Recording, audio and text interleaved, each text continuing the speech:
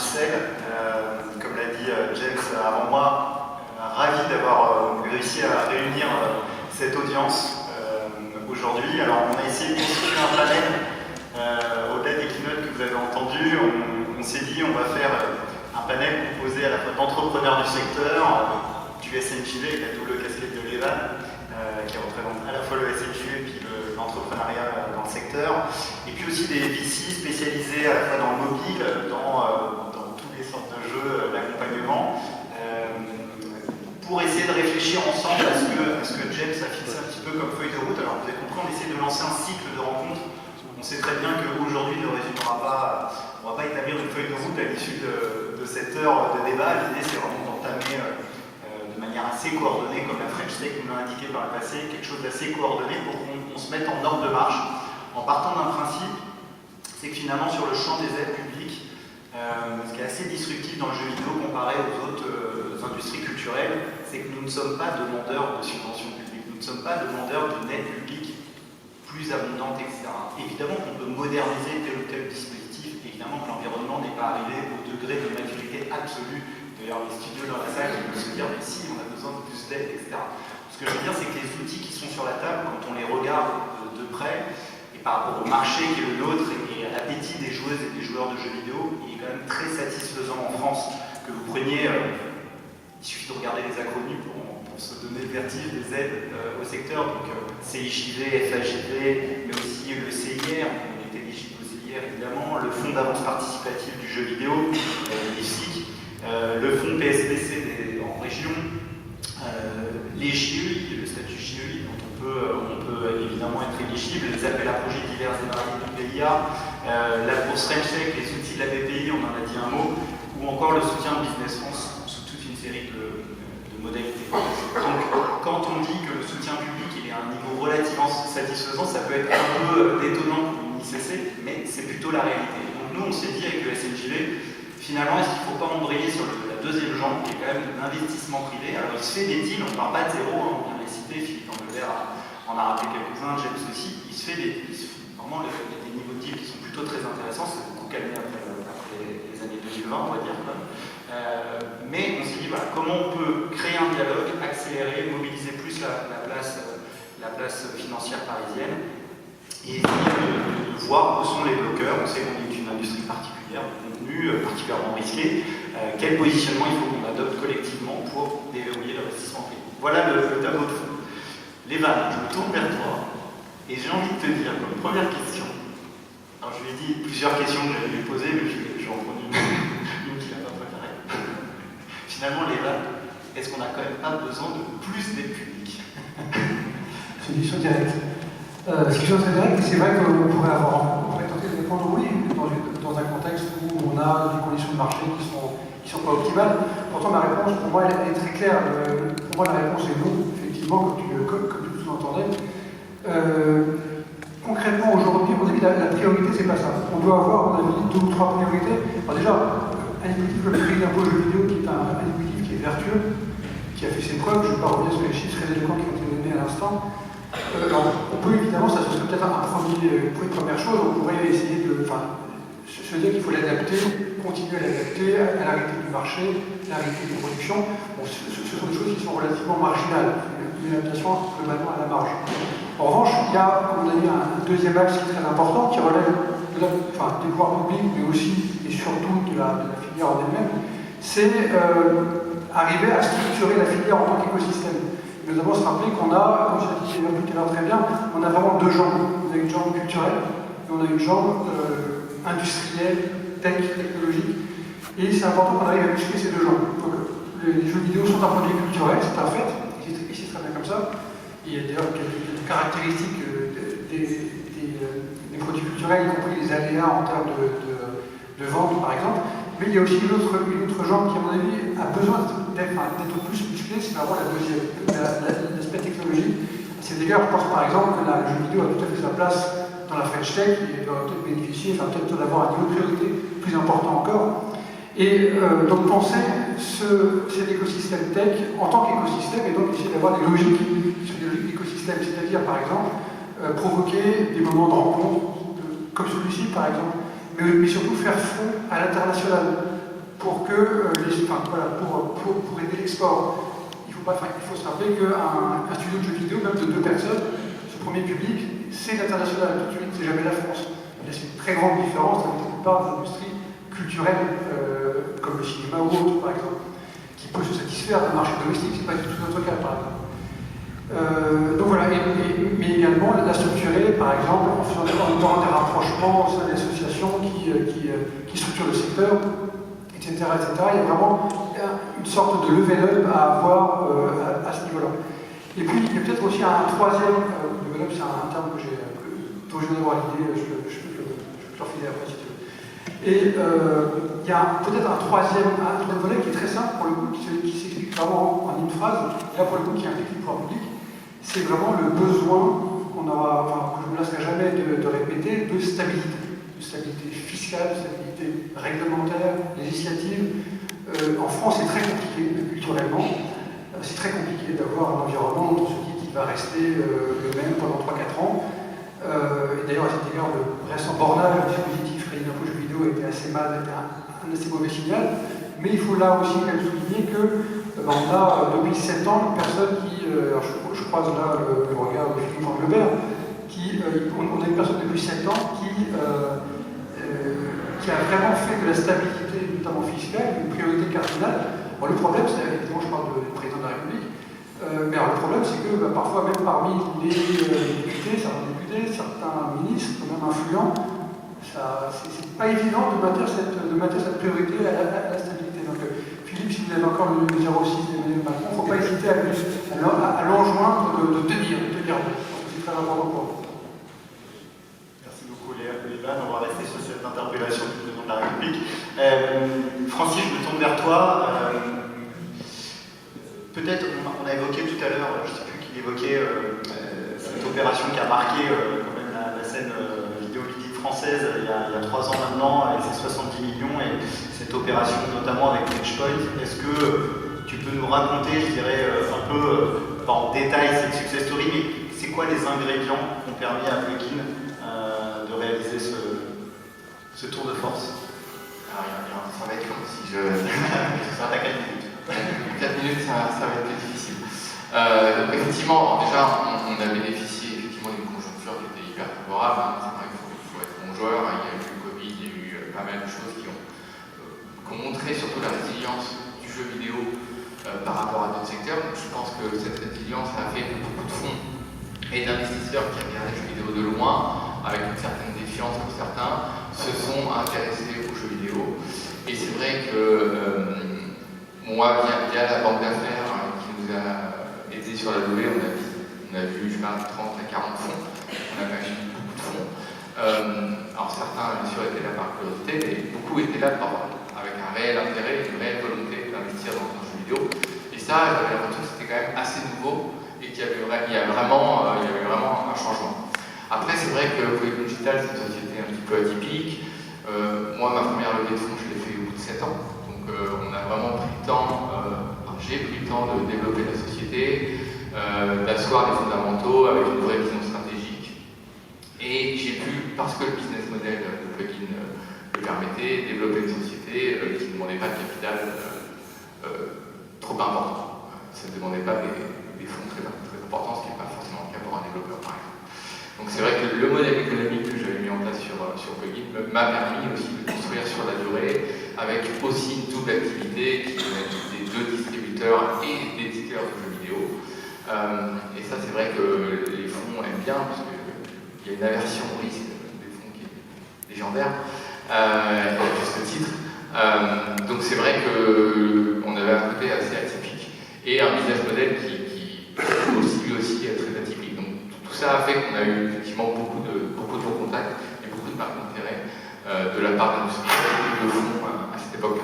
Ça, peut-être pour creuser juste un point supplémentaire, quand on a préparé ce panel, qui est revenu pas mal chez vous, le fait d'être backé par un éditeur, ce couple studio-éditeur, dans ton histoire que tu viens de raconter, c'est un élément assez décisif. C'est-à-dire qu'un investisseur, il va regarder moins le jeu one-shot par one-shot que la structure qui le porte, la maturité aussi de l'équipe qu'il y a derrière, etc. Oui, c'est ça, il faut regarder par le prisme de la prise de risque, en fait. Et c'est vrai qu'un éditeur qui va miser sur, on va dire, une dizaine de jeux, une douzaine de jeux sur 2 ans, forcément, la prise de risque, elle est moindre que pour un studio qui fait un jeu et qui fait presque un all-in sur un seul et unique jeu. Donc c'est vrai qu'un éditeur sait que, effectivement, si les choses sont bien faites, on va équilibrer les risques, on va prendre moins de risques. Et couplé à ça, pour le il y a l'activité de distribution qui est complètement démasquée, puisque elle tourne, je veux dire, toute seule, mais en tout cas, il n'y a pas de prise de risque, il n'y a pas d'investissement. Donc ça permet d'avoir un complément de revenus et de croissance qui est beaucoup moins risqué que l'activité édition et investissement dans les jeux.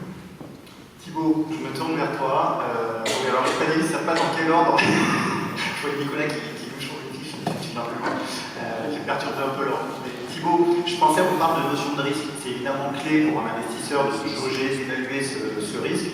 Toi, après, j'ai relu ton passage, tu as une longue expérience dans le jeu vidéo, parce que tu étais chez Vivendi, et puis maintenant tu es chez Level Up, que tu as contribué à cofonder, je crois. Tu es spécialisé plus précisément dans le mobile, dans l'accompagnement des projets dans l'univers mobile. Donc cette notion de risque, elle est quand même très forte dans le mobile. Peut-être tu peux nous dire ce qu'est un peu la spécificité d'être investisseur dans cet univers-là. Et quand on a préparé ce panel, toi aussi tu as insisté sur cette dimension éditeur-studio et d'être accompagné par un éditeur, c'est quand même un élément aujourd'hui de réassurance. Garantie pas de levée, mais de rassurer les investisseurs. Oui, donc moi j'investis purement dans le mobile. Je n'ai pas une très forte aversion au risque, puisqu'on investit en seed, donc on parie sur des équipes. On se donne 2 ans pour que le jeu qui nous a conquis, ou l'équipe qui nous a conquis, fasse quelque chose. En réalité, ces 2 ans se transforment en 3 ou 4 ans. Il faut 3 à 6 mois pour voir qu'un jeu va planter. Il faut, au bout de 6 mois, on voit qu'un jeu a 80% de chances de réussir. Et on se dit qu'on y est dans 1 an. Et l'année suivante, on se dit qu'on y est encore dans 1 an. Et l'année suivante, qu'on y est encore dans 1 an. Et puis on pivote, on modifie. Et finalement, on trouve la recette magique. Quand on a lancé Level Up en 2016, en fait, l'intérêt du jeu vidéo mobile pour un investisseur, c'est qu'une fois que ce risque éditorial est assumé et qu'on arrive à avoir des jeux qui délivrent, à l'époque, les modèles de monétisation en marketing direct, à travers Facebook et Google, mais en marketing étaient relativement quantifiables. On avait des KPI qui permettaient de savoir qu'on pouvait aller jusqu'à 1, 3, 5, 10 millions de chiffres d'affaires avec des métriques qui ne bougeaient pas trop en marketing, sur ce qu'on appelle le ROS, le retour sur ce qu'on dépense en publicité. Tout ça c'est grâce à Apple qui a créé l'App Store, et c'était un marché qui était très, très, très beau. Grâce à Apple encore, et au respect de notre vie privée, ils ont cassé ce modèle avec iOS 14, puisqu'ils ont cassé les algorithmes de Google et Facebook. Donc aujourd'hui, ce modèle qui était un modèle vertueux d'un point de vue de la distribution, parce que assez prévisible, et nécessite aujourd'hui un marketing plus complexe, mais nécessite une monétisation plus forte, parce que le coût du marketing a augmenté. Donc il faut créer des communautés. Il faut travailler avec des idées, influenceurs, communautés, etc. Et plus simplement, mécaniquement, augmenter de 200 000 €, 300 000 € par mois le chèque qu'on fait à Facebook pour recueillir un nombre X d'utilisateurs dont on connaît le retour sur investissement. Et donc, alors que quand on a créé Level Up, les éditeurs qu'on aime beaucoup, on ne voulait pas, on avait vraiment la mission d'avoir des studios autofinancés, parce que c'est là où l'effet de levier est dingue, si on réussit. Aujourd'hui, le marché en autodistribution pour le jeu vidéo est réservé à quelques, je dirais qu'on a 5 à 10 fois moins de chances de réussir en autodistribution qu'on l'avait il y a 5 ans. Donc aujourd'hui, effectivement, on voit que les publishers, leur valeur ajoutée du fait de l'augmentation de la complexité du marché a augmenté, et les partenariats sont beaucoup plus naturels et je dirais nécessaires pour les studios. Et est-ce que tu as vu le risque de plateforme quand on a préparé ce panel, fait que ça a eu une mutation, tu as clairement vu le côté un peu, le mythe du self-publishing a un peu disparu, et clairement le rôle de l'éditeur. Il y avait juste un autre point que je voulais peut-être que tu nous développes. Tu disais qu'il manquait, on y reviendra avec les deux derniers paniers, désolé de vous avoir fait autant patienter, mais il y a finalement ce manque, un peu comme pour les startups, au sens large, ces fonds qui prennent le relais en fait, autour d'un certain niveau de tour de table. Tu nous disais que tu participais plutôt à un niveau précis aussi. Comment toi tu vois tu m'as dit avoir identifié ce manque finalement de fonds qui peuvent prendre le relais à partir d'un certain niveau de discussion.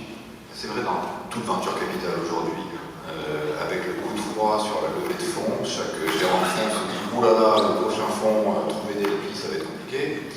Donc tout le monde défend son portefeuille, tout le monde attend, si je puis dire, de meilleurs auspices.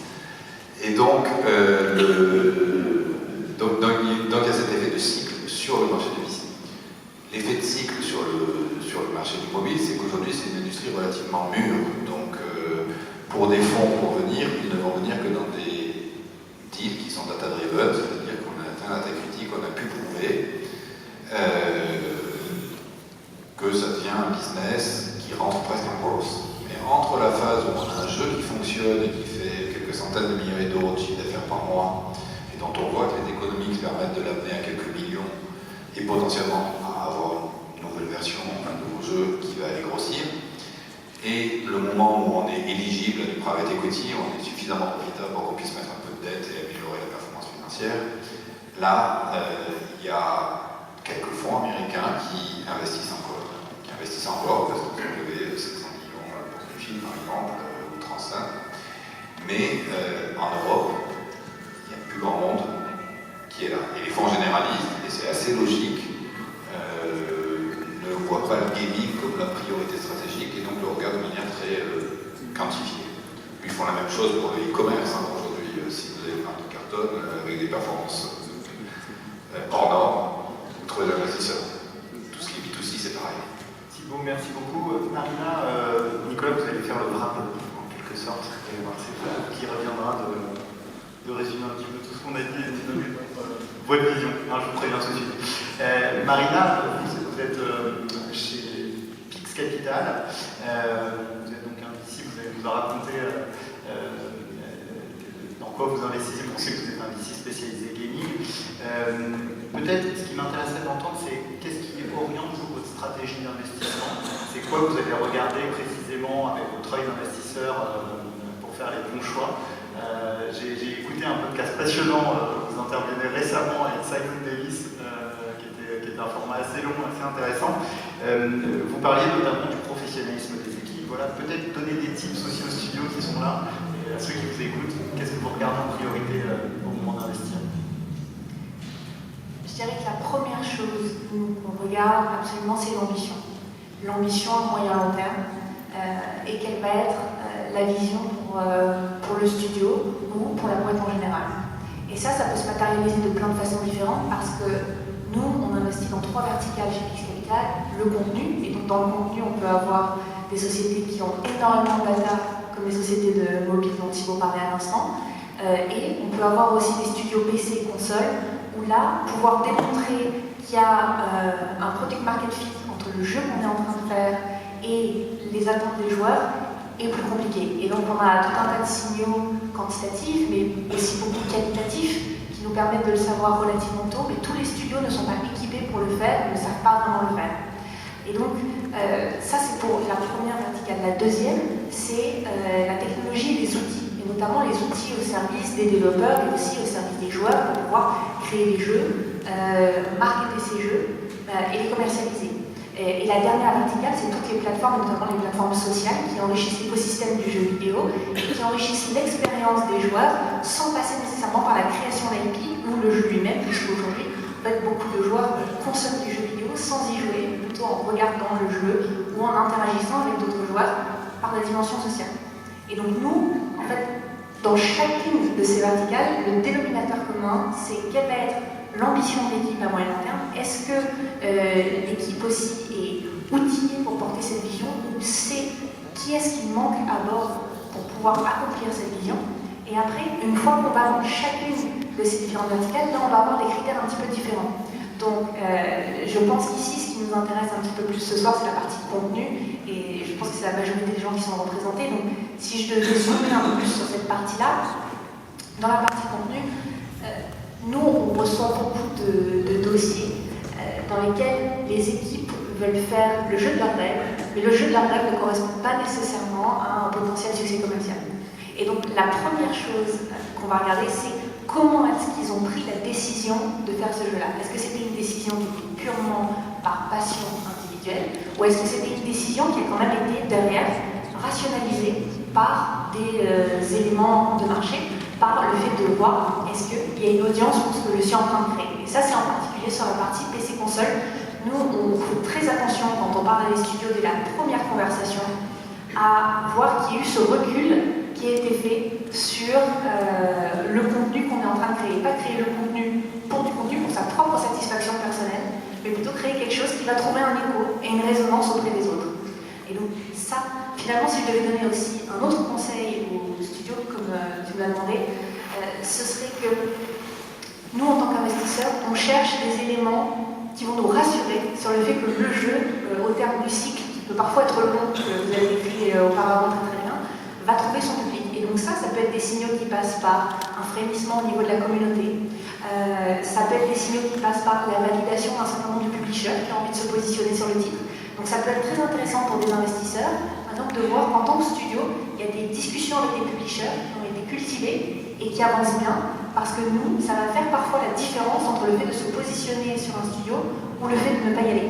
On va dire que c'est encore un peu tôt, il n'y a pas suffisamment d'éléments d'assurance sur le fait que ça a été validé par d'autres personnes dans l'industrie, que ce soit des joueurs ou des publishers, et que ça a plus de chances de trouver son public aujourd'hui. Donc ça, c'est vraiment pour cette partie contenu. Et pour la partie mobile, il y a de tout, encore une fois, puisque nous, en fait, on se positionne davantage sur la partie mid-core et hardcore. Donc on est un petit peu moins sur la partie casual, hyper casual, qui est extrêmement data-driven. En fait, les jeux mid-core sur mobile ont à peu près les mêmes cycles de production que les jeux PC console. On est sur du temps long, et on est sur du temps où, même une fois que le jeu est en soft launch, il y a beaucoup de temps qui peut s'écouler, plus de 6 mois avant que le jeu commence même à trouver son public. Donc sur la partie mobile, il faut, comme dans la partie PC console, quand on est sur cette partie mid-core encore, quand même avoir une forme de confiance dans la dimension créative, mais qui est quand même un petit peu plus modérée, dans le sens où beaucoup plus tôt dans le cycle de vie du produit, on peut avoir des KPI sur le jeu, on peut en avoir au bout de 6-9 mois de développement, alors qu'au bout de 6-9 mois de développement sur un jeu PC console, c'est pas vraiment possible. Voilà, donc là, ça c'est les critères que nous regardons pour la partie. Merci beaucoup Marina, l'exercice était difficile en aussi peu de temps, mais c'était bien d'avoir la vision assez précise de ce que vous regardiez.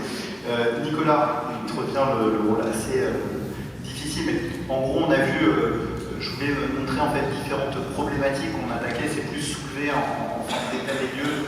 On voit le fond relais qui manque à partir d'un certain niveau, le couple publisher studio qui est quand même assez structurant, surtout passer la période un petit peu folle, le capital est plus présent, plus accessible. On a certains éléments de constat. Toi, de ta vision de l'accompagnement des gros projets que tu as pu soutenir récemment, tu n'étais pas loin de l'opération de plugin, pas très loin aussi de l'opération chez Shiro, etc. Qu'est-ce qui, pour conclure cet état des lieux, qu'est-ce qui, toi, te paraît comme étant les points les plus saillants si on veut avancer demain? Et notamment, un aspect, comme ça je te lance aussi sous un angle encore plus précis, qu'est-ce qui ferait que des fonds un peu spécialisés gaming arriveraient à se raccrocher dans des opérations, ça existait avec des fonds généralistes, un peu plus costauds, des fonds tels?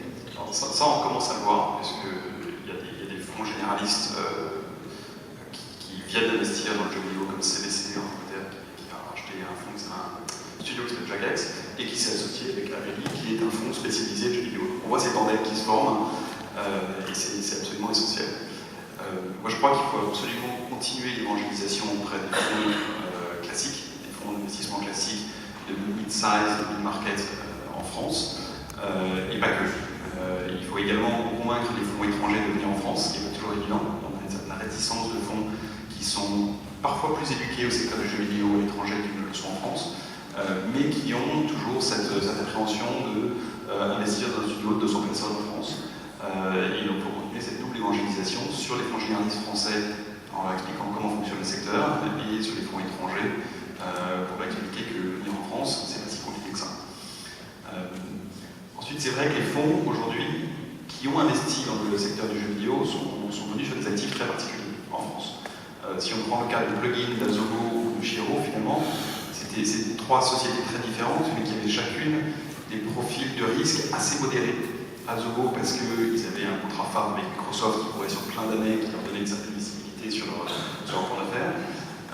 Chiro parce qu'ils avaient réussi à lancer au cours de leurs 10 ans d'histoire une demi-douzaine, si c'est pas 7 ou 8 jeux qui avaient tous très bien vendus, très bien commercialisés, créé une communauté, et donc il y avait une récurrence dans leur performance financière, une stabilité qui était présente. Et Plugin parce que finalement avec le modèle d'éditeur de plusieurs jeux, plein de jeux, un catalogue qui était très profond, et l'activité de distribution, il y avait cette récurrence et cette visibilité dans les chiffres. Et donc ça, c'était de nature à rassurer les fonds d'investissement. Ce qui est compliqué aujourd'hui, c'est de trouver des fonds qui vont aller aider des studios, notamment côté PC console, qui ont une centaine d'employés et qui ont une ligne et demie de production. Et donc vont avoir un rythme de sortie de jeu qui va être tous les ans et demi ou tous les 2 ans. Et donc avec une perception d'un risque qui est, si moi je ne marche pas, finalement j'ai mis tous les œufs dans un studio, toutes mes billes dans un studio et je prends un gros risque. Et c'est là qu'il faut continuer ce travail d'évangélisation et qu'on arrive à faire venir les fonds de projet en France. Alors il y a un autre phénomène qui est en train d'émerger, c'est qu'on voit des fonds un peu moins classiques, qui n'investissent pas que en equity, mais qui sont des fonds de rev share. Donc ils vont investir dans la production des jeux directement. Et il y a quelques fonds comme ça qui sont en train d'émerger, et qui a un modèle un peu différent, et qui à mon avis a un avenir assez beau sur ce segment particulier, des studios qui ont entre 100 et 150 de employés, et qui sont sous ce rythme de sortie de jeu, finalement qui n'est pas suffisamment récurrent pour attirer un fonds en ayant perception d'investissement des risqués, mais en saupoudrant dans plein de jeux bien en fonds de production, et non pas en mettant toutes ces billes dans le studio. Merci beaucoup. Alors c'est forcément frustrant, mais on va en rester là pour cette table ronde et partager des éléments de constat. Merci Nicolas de cette conclusion. Merci à toutes et à tous d'avoir participé à ce panel. Et on va continuer la discussion dans les mois qui viennent avec vous, à nos côtés. Je vous remercie beaucoup.